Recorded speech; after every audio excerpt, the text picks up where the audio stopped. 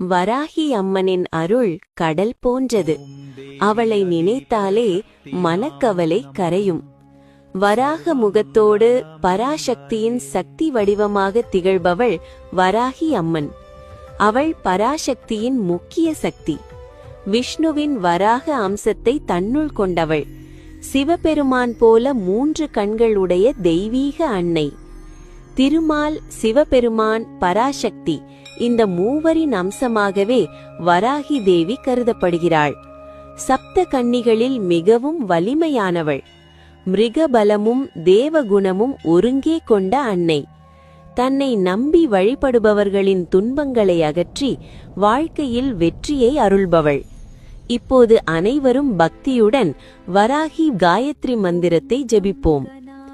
ஓம் ஷ்யாமளாயை வித்மஹே ஹலஹஸ்தாயை தீமஹி